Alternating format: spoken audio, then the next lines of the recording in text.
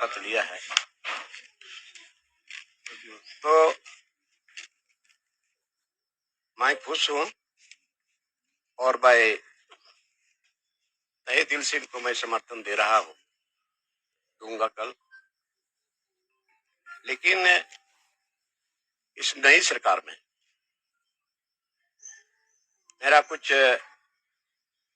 ऐसा मुद्दा है जो हम शुरू से यहाँ सदन के अंदर बोलते रहे।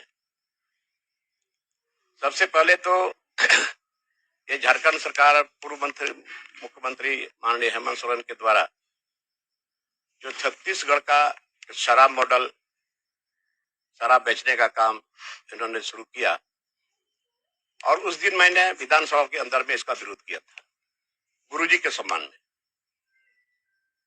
और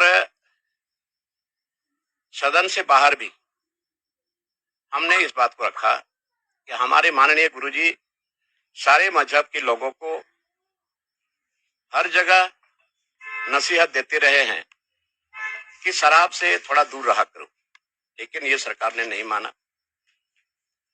और आज मैं इस नई सरकार में, माननीय चंपई सोरेन जी की सरकार में, मैं इनसे भी आग्रह करता हूं, ये मेरा एक मुद्दा है कि आप जितना जल्द हो यहां शराब बिक्री नहीं हो, नशाबंदी इसको लागू करें, पहला है ये। और दूसरा है पी पेशा एक्ट, जो 1996 केंद्र सरकार के द्वारा बिहार के टाइम में ही दिया गया, लेकिन राज्य अलग होने के बाद झारखंड में, बिहार में नशाबंदी लागू हो गया था, हम भूल रहे थे, ठीक है, लेकिन झारखंड में नहीं। और ये पी पेशा एक्ट जो यहाँ के लोगों का मूल कवच है, आज ये शेड्यूल एरिया बना। आखिर शेड्यूल एरिया क्यों बना? ये शेड्यूल एरिया में खास करके आदिवासी और मूलवासियों का जमीन कैसे बचेगा, और वहां ग्राम प्रधान के द्वारा जो ग्राम संचालित होता है, पी पेशा एक्ट लागू होने के चलते, नहीं लागू होने के चलते वो कमजोर पड़ रहा है। ये पी पेशा एक्ट सरकार इसकी तत्काल घोषणा करे कि हम इसको लागू करेंगे। उसके साथ साथ ये राज्य जो अलग हुआ यहाँ के मूलवासी, यहाँ के आदिवासियों के लिए, और अंग्रेजों के द्वारा हमारे लोग लड़ाई लड़े थे, बलिदानी लोगों ने दी थी, खून बहाया था, बहुत लोग फांसी के तख्ते पर लटके, तो संथाल परगना में एसपीटी एक्ट बना और छोटा नागपुर में सीएनटी एक्ट बना। और इस एक्ट के अधीन नियम के मुताबिक यहाँ का जमीन ट्रांसफरेबल नहीं है और न सेलेबल है, लेकिन यहाँ राज्य अलग होने के बाद इस बात को भी हमने सदन में रखा था, और इसके लिए हमारे माननीय पूर्व मुख्यमंत्री हेमंत सोरेन जी ने एक स्पेशल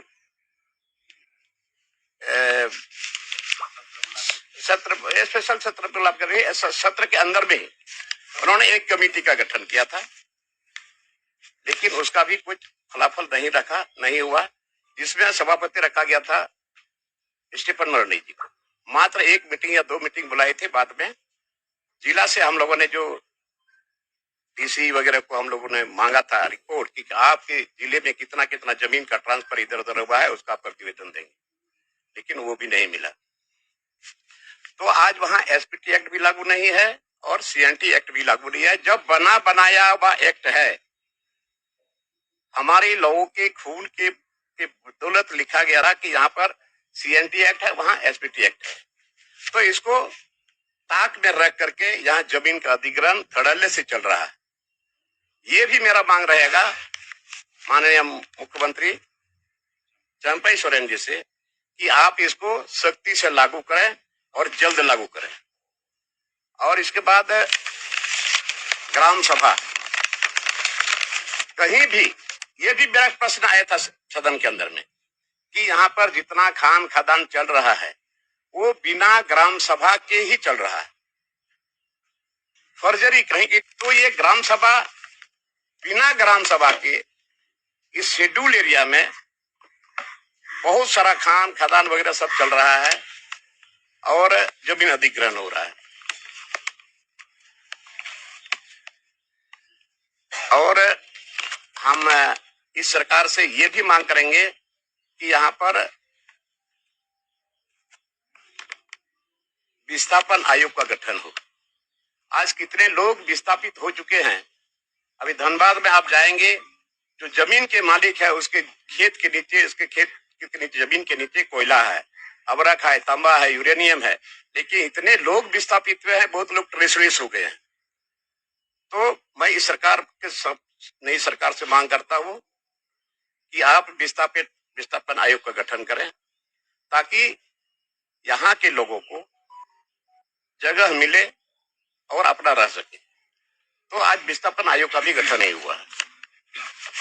और उसके साथ साथ और एक डिमांड है मेरा,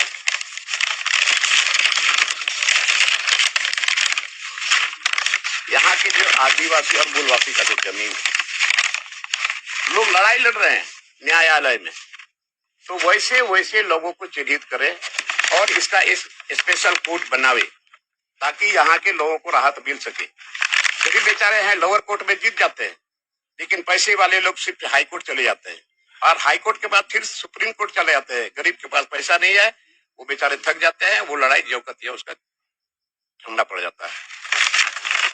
और ये जल जंगल जमीन कैसे बचेगा? आज जंगल लुट रहा है, नदी नाला लुटा रहा है, बर्बाद हो गया सब जगह। ये सरकार से हम मांग करेंगे, इस मुद्दों को आप यथाशीघ्र लागू करिए, और नहीं तो ये मेरा आंदोलन जारी रहेगा।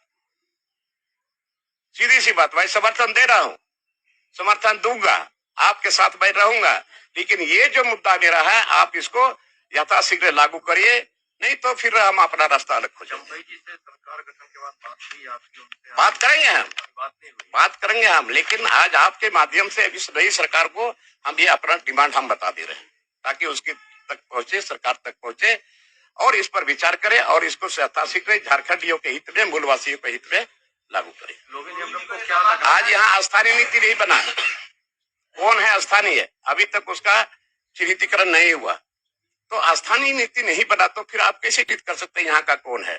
तो 1932 का खतियान हो या अंतिम सर्वे सेटलमेंट हो, आप इसको एक आधार बना करके स्थानीय नीति लागू करिए, और स्थानीय नीति लागू होगा तो नियोजन नीति भी लागू होगा। शिबू सोरेन जी से आपकी मुलाकात हुई, क्या बात है? शिबू सोरेन जी देखिए, गुरु जी के पास हम गए थे, मिलने के लिए मैं गया था, बहुत दिन से नहीं मिला था, और मिलने के बाद हाल चाल पूछे, उन्होंने हमको पूछे कि कैसे हो, हमने ठीक ठाक है।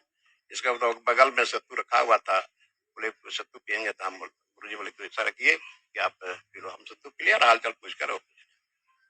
जो जंगल जमीन तो आपने डिमांड रखा, लेकिन युवाओं का जो रोजगार है झारखंड में, अरे भैया वही तो बात बता रहा हूँ ना, कि आज तक वैकेंसी नहीं निकला। आपका स्थानीय नीतिकरण, स्थानीय नीति आपने बनाया नहीं, एक भी वैकेंसी आपने निकाला नहीं।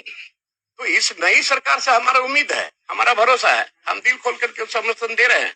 लेकिन अगर ये नहीं करे तो फिर बाद में देखा जाएगा, हम तो आंदोलन करेंगे और हमारा मांग इस